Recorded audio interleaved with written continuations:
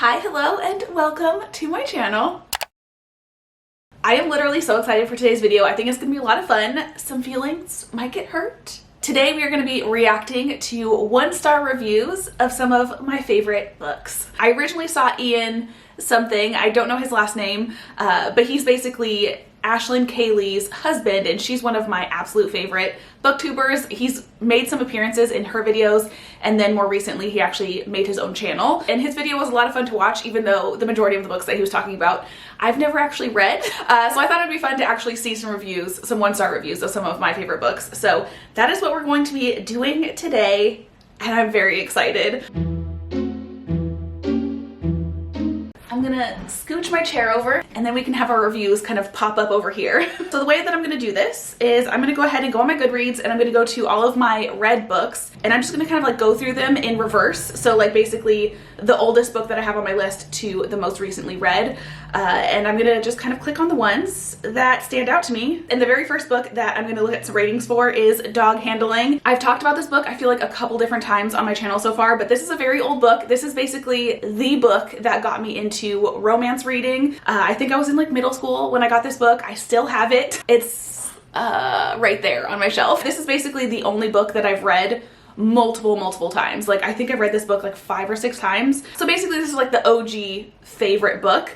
And I'm very curious to see the ratings on this. This is not going to be very like relevant as far as like booktube because again, it's a very old book. I think it came out in like the late 90s / early 2000s. It does have a 3.53 star rating overall. I do want to go through a lot of different books, I think, so I don't think I'm going to spend too long on any book in particular, but this one specifically I'm probably going to only read like a couple because again, it's not very relevant, but I'm still curious. So the very first one says, I've never wanted to slap a protagonist so hard in my life.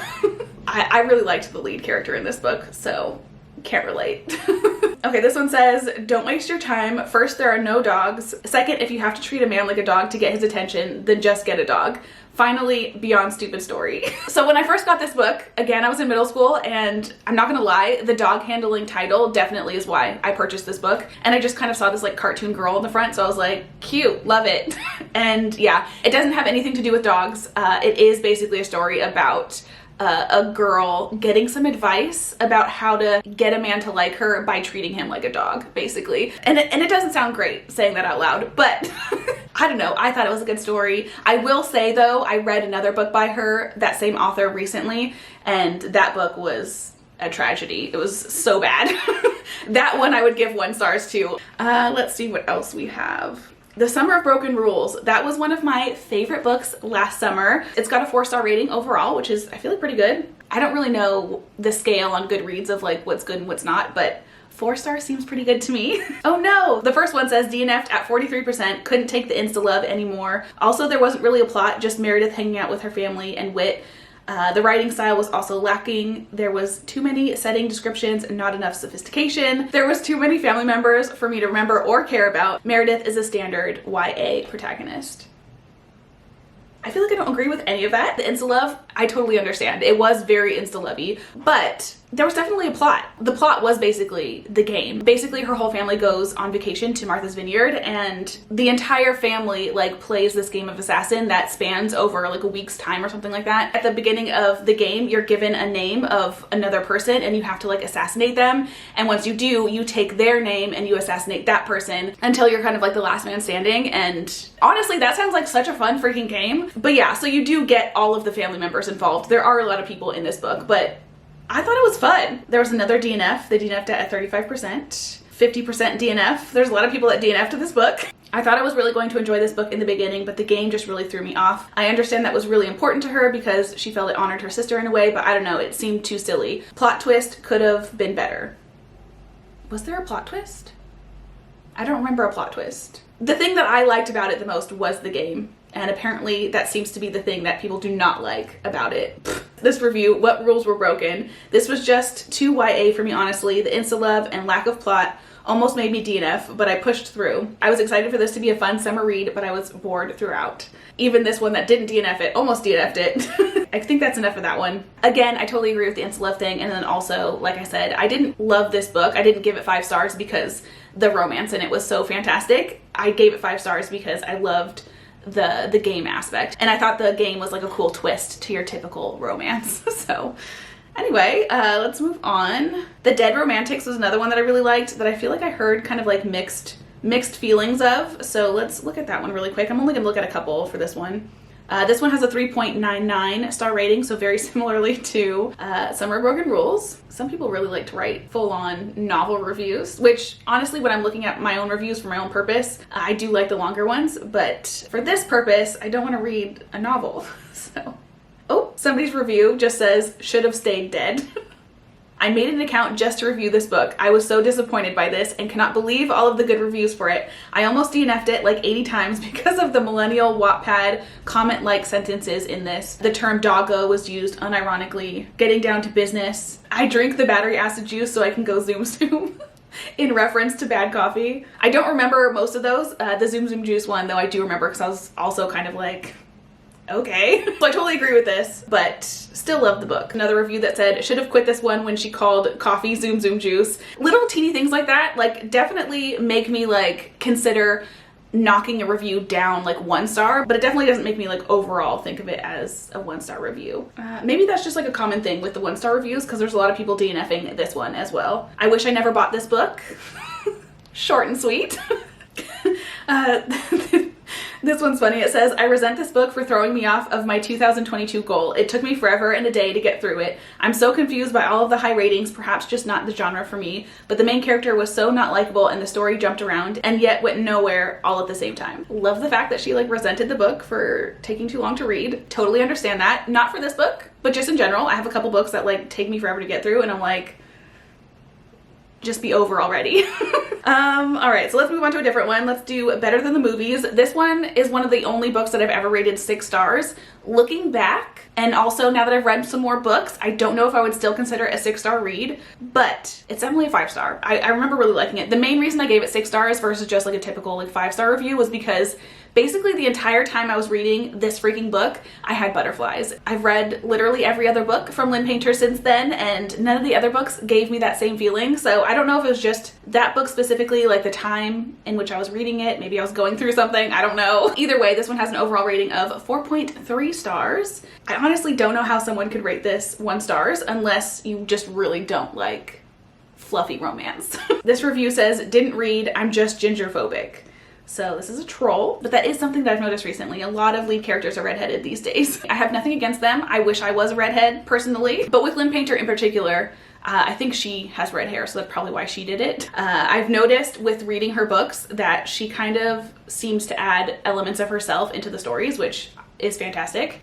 This one is intriguing because it says, warning, this is a very rant-filled review, and I say some very mean things about the FMC, so female main character, so beware. I also did not bother using punctuation. Do not read this if you liked the book even a little. Thanks. DNF'd 25% in, and I loathe her, hate her. I hate quirky heroines like this. They're delusional and dress ugly, and they ruin my day.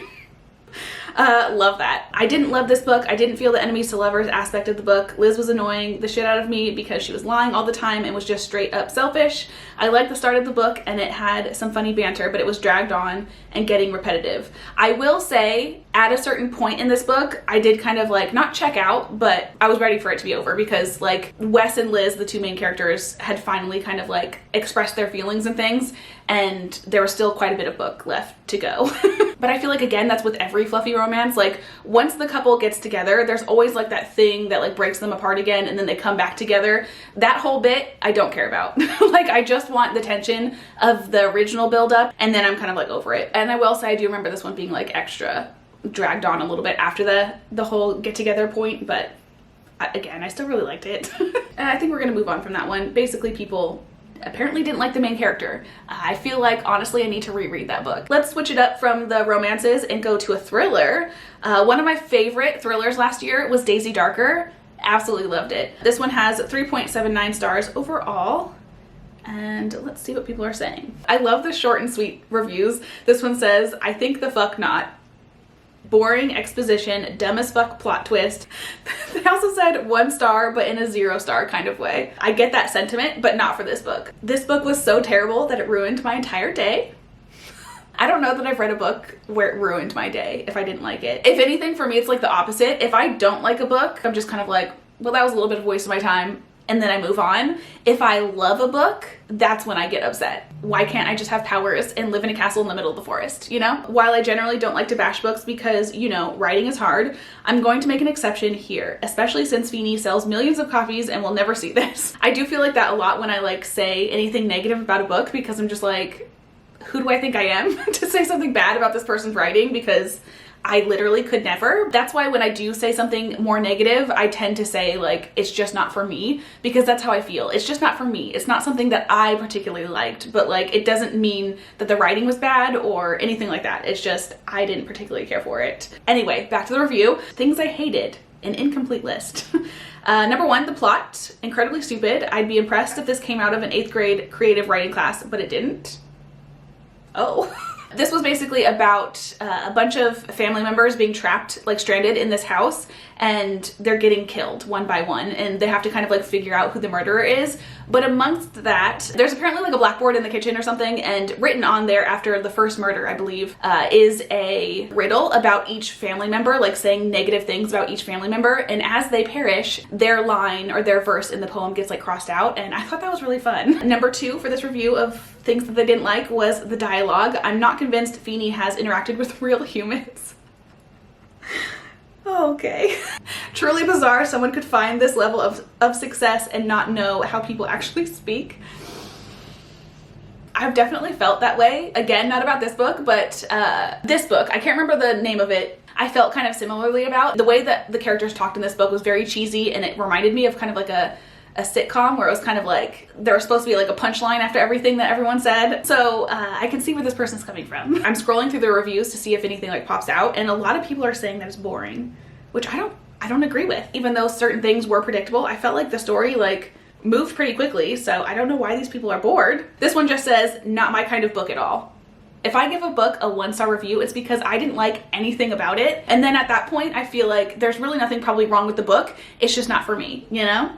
This person said, why did I do this to myself? Nope, nobody, nope, nope. I made it to page 114 and then came to the realization that the story was not even walking as fast as a turtle. The action was sloth-like. Again, I don't understand these people being bored and thinking that it's going slow. I don't remember that book being slow at all. I feel like it was constantly something new happening. Anyway, let's see what's next. Let's do Scythe next. That's a book that I read at the end of last year, and I finished the series this year. I loved the series overall. This one has a overall rating of 4.33 stars. And let's see what the 1-star reviews say. Now this one is one that if people say that it was slow, I definitely feel with the series overall, like every single book did kind of move pretty slow. There was definitely several occasions in the first book where I was like reading it and I'm like, man, this is a long book. But I still feel like overall it was really good. Okay, this one caught my attention because it says sigh in all capitals. I clearly read a very different book than apparently everyone else did. That's the most logical scenario here because the book I read does not warrant a 4.36 average rating. It just doesn't. It's barely deserving of a lukewarm meh, and that's being generous. The world building wasn't that good, the writing wasn't that good, the story wasn't that good, the plot was a joke. And then there's like a lot more left to this review, so we're just gonna end it there because good grief. Personally, I think the concept of Scythe was such a cool and interesting concept. Essentially, this book is about a utopian type of world where humans no longer die, they don't get sick, all of your needs are kind of met, you have enough food, water, everything. You just are able to exist, essentially. But that being said, the only problem that they have is overpopulation because no one's dying. So a job is created called a scythe where basically you have a quota of people you need to kill. And the whole series specifically focuses on 2 specific scythes. In the first book, they're apprentices, and then yada, yada, yada. I'm not gonna give anything away, but yeah. This review says, I really wanted to like this one, but I found it morbid. I hate the idea that certain people, scythes, go around and kill people. Part of it makes sense in a world where people can't die, but that actual people have to go around murdering people is horrible. And that I can totally get behind. I totally understand where that person's coming from. But at the same time, this is something that kind of bothers me. The back of the book explains all of that. And if that's something that you morally don't agree with, why did you read the book? I do feel like a lot of people like this book, so maybe that's why the person kind of tried to get outside of their comfort zone. But I just feel like in general, if it doesn't sound like you're gonna like it at all, don't pick up the book. Don't waste your own time. You know what I'm saying? Anyway. Okay, so this one is one that I agree with in a sense. Like I said, the series as a whole was kind of slower paced. This one says, woo, finally finished this one, and let me tell you, it was not easy. From the premise to the pacing to even basic grammar, this was one of the worst books I read in 2020. Unless the grammar is like really crazy bad, I don't really notice those things. Again, I totally agree with like the pacing was pretty slow for the whole entire series, but I feel like the story itself was like worth it. This one says, without any doubt, one of the worst written books I have ever read in my life. I will let some of the worst lines speak for me. The music was rich and pretty, describing opera. For me personally, like kind of like lackluster, I guess, descriptions of things don't really bother me because when things get too overly descriptive, that's when I kind of check out because I'm like, I don't care. My brain is going to like imagine something or picture it in my head a certain way, pretty much regardless of what the book says. For example, like if I'm reading something and they enter a castle, I'm gonna picture a castle the way I know a castle to be. And regardless of what the book says, I'm still gonna picture it the way that I originally pictured it. So for me personally, I would actually prefer there to be less descriptors of things. So that kind of thing doesn't bother me at all. What filled the void was, well, a void, describing a silence. I don't see anything wrong with that. Attempts at creating slang gone terribly wrong. Spat, as in spatula. It's what they call the new apprentices because you're not good for anything but flipping your scythe's burgers. It's a little goofy, but whatever. Anyway, that's enough of that one. Reviews like that kind of feel a little nitpicky to me. Let's see, what else do we have here? Let's do the Inheritance Games. That was a pretty popular series that I also really liked. It has an overall star rating of 4.2.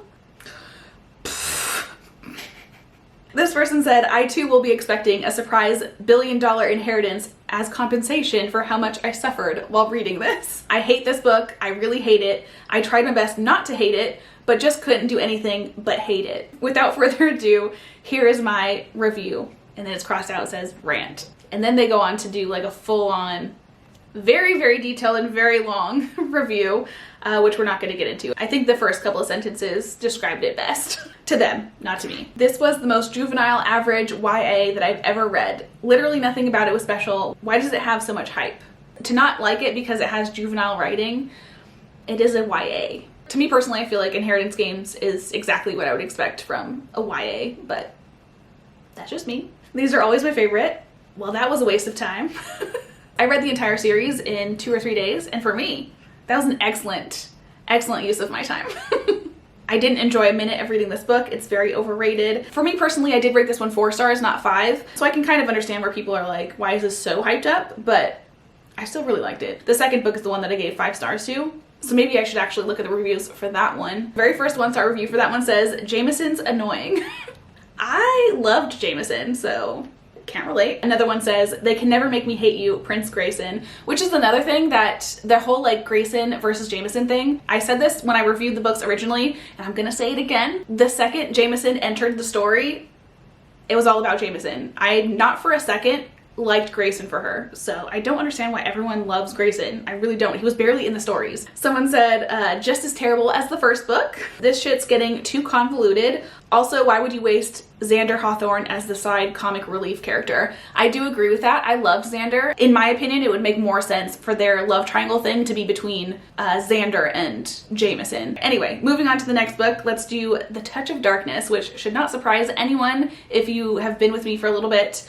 I have talked about this book so many freaking times, like this book and like the series as a whole. It was my very first introduction to spice, and I loved it. This one has, I think, the worst rating so far, a 3.84 star overall. This one said, this book was addictive, but also in need of some serious editing. Bad editing is definitely not something that would plummet a book to a 1-star review. On that same note, this person said, this is basically an unedited, underdeveloped Greek mythology smut. This book is if the worst parts of 50 Shades and Lore Olympus had a baby. It was just terrible in every aspect, and I will never understand how this ever got published in the first place. I love a good, long, ranty review like that.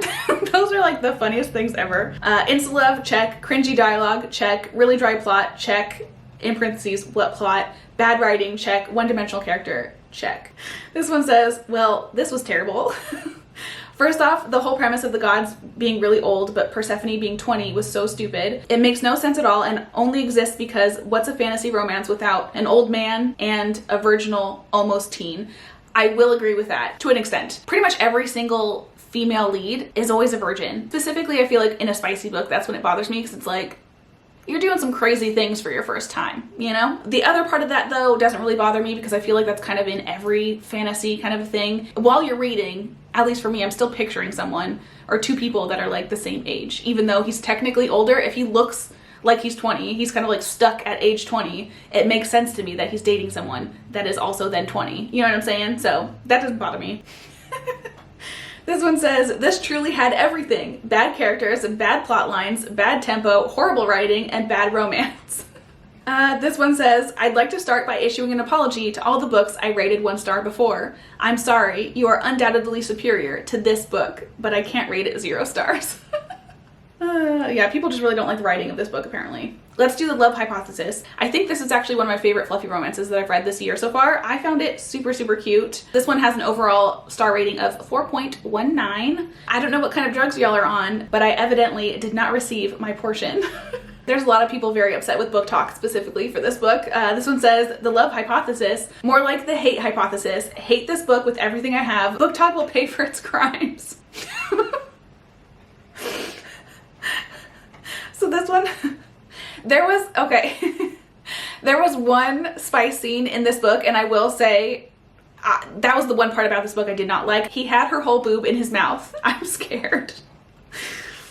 Yeah, me too. Me too. This one is also referencing the spice scene. Again, actually, the female person in this book was also a virgin. It was kind of like 3 spice scenes combined, I want to say. Like, it felt like it kept going and going. I think they basically like typed up a part of it, and it's definitely reminding me of why I didn't like it so much. So it says, I don't even want to like say this on camera, but it says, you're so big.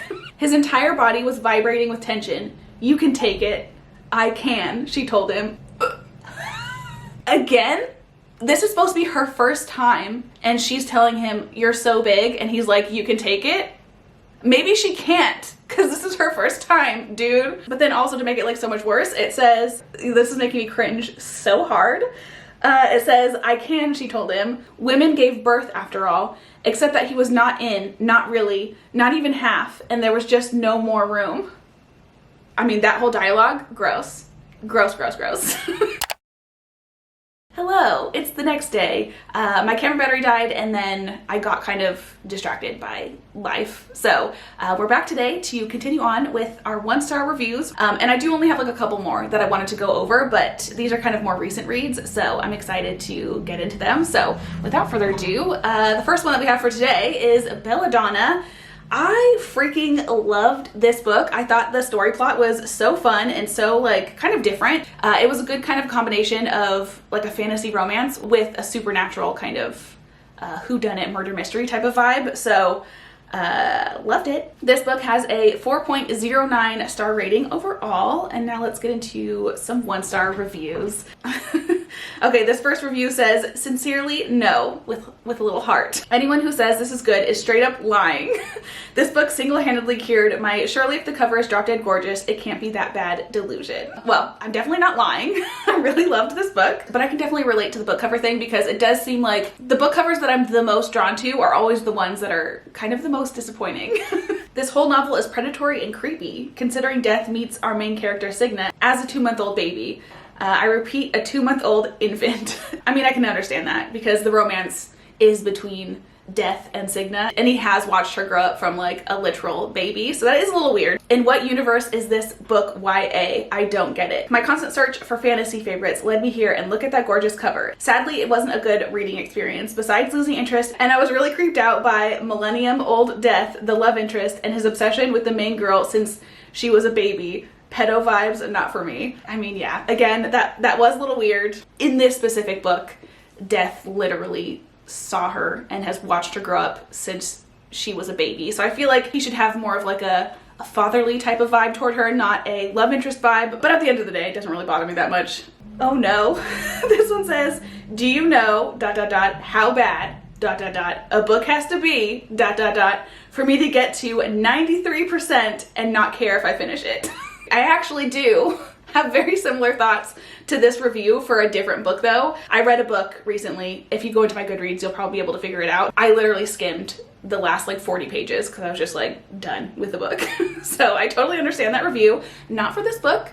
but I understand it. A lot of these 1-star reviews for this book seem to be because of the romance relationship between Death and Cigna. There's that book. Let's move on to Scarred by Emily McIntyre. Actually, you know what? Let's do Wretched, because Wretched was definitely a surprise. I literally just talked about these books in my reading wrap-up, but I read Hooked a couple of months ago and I liked it decently enough. I think I rated it like 3 stars. So going into Scarred and Wretched, I kind of assumed I was going to have similar feelings, but I ended up liking both of those way more. And specifically, I rated both of them 5 stars, but Wretched was definitely more of a surprise because the whole like synopsis for this book did not sound intriguing to me at all. It's basically a dark romance between a DEA agent and the daughter of like a big drug lord person. So typically I have absolutely no interest in any kind of like mafia vibe, drug empire type of things. But this one was a real surprise for me, and I rated it 5 stars. I really liked it. So let's go ahead and see what some of our 1-star reviews are for this one. So the overall rating is 3.95 stars, and let's see. This one just says, I don't want to talk about it. Fair enough. Very happy to say that I will never read another Emily McIntyre book again. Yay! I wanted to give this author a second chance, and I really regret that. It was laughable and so stupid. I'm so tired of these terrible books I've been picking up lately. Oh. Okay, so interestingly, this one says, no spoilers, 75%, so I'm assuming maybe she only read 75% of the book, but it says, I loved Hooked and Scarred so much, but this one just wasn't for me. I really pushed myself to get to 200 pages, and I just didn't want to read anymore. I wasn't feeling the chemistry between the 2 main characters. I also wasn't a fan of Nicholas calling her a B word repeatedly throughout the book. I don't remember that. I did love all of the Easter eggs from The Wizard of Oz sprinkled throughout the book, and the creativity of how the author sets up the characters in the story. Reading the Never After series in general, that is kind of part of the fun for me with reading them, because they are based off of, I think they're all Disney movies, which I didn't realize The Wizard of Oz was a Disney movie, so that might be wrong. But either way, they're all based off of movies, and one of the really fun things with reading these books is being able to like pick out the little Easter eggs as you're reading. But funny enough, Wretched was actually the one that I saw the least of with that, because I'm just not really familiar with The Wizard of Oz. So literally the only reference I think I got were maybe like a couple of names, and then the fact that she had like a yellow brick road. Yeah, so I think that's kind of funny that that's the one thing that this person liked about the book, because that's the one thing that was kind of missing for me, I guess. But that I'm not blaming on the writing. That's purely me just not knowing the movie. So this one says, sorry, wasn't for me. I really liked Emily McIntyre's other books. Hooked was amazing and Scarred was good too, but Wretched for me wasn't it. So that seems kind of like a theme, which is, again, so funny because I actually like this one a lot and I didn't think I was going into it. I think we're going to finish off this video with one more book, and it's going to be A Court of Thorns and Roses. I'm currently in the middle of this series. I just finished the 3rd book and I am absolutely loving it so far. So I'm very curious to see what people are saying negatively about the books. This one has a 4.2 star rating overall. Okay. I'm a second away from dousing myself in gasoline and lighting myself on fire just so I never have to look at this book again. Wow. This person said, I actually feel personally betrayed by this book. This is it. This is the stupidest book I've ever read. This is a Beauty and the Beast retelling. This also happens to be my first experience of a Beauty and the Beast retelling, and it left me disappointed. I think for me this is actually like the 3rd or 4th Beauty and the Beast retelling that I've read within the last like couple of months, and this was personally like one of my favorites. So that's funny that I have like the complete opposite reaction to this person. I believe that Beauty and the Beast shows that love is not superficial. Love is being attached to and caring for somebody not in spite of their flaws, but with and for their flaws. Acotar failed to show that.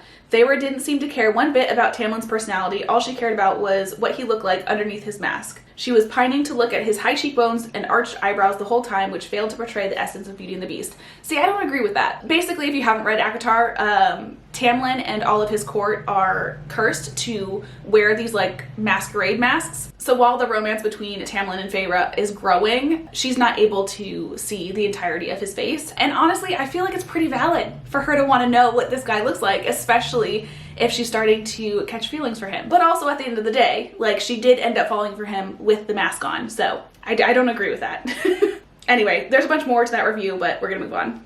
Ooh, okay, so this one. Oh boy, I was not a fan of this novel. I thought the structure and pacing of it was really bizarre, and I think that's because it is a Beauty and the Beast retelling, but it is also trying to incorporate too many other ideas. I also thought that the characters were wildly underdeveloped, and Feyre, the protagonist, really irritated me. I do actually agree with this, but not in a negative way. So for me, the first book very much seemed like two separate books stuck together. Like this reviewer said, like the first half of the book was very Beauty and the Beast, and I totally agree with that. The second half was basically like a one-woman Hunger Games situation, and honestly, I was here for it.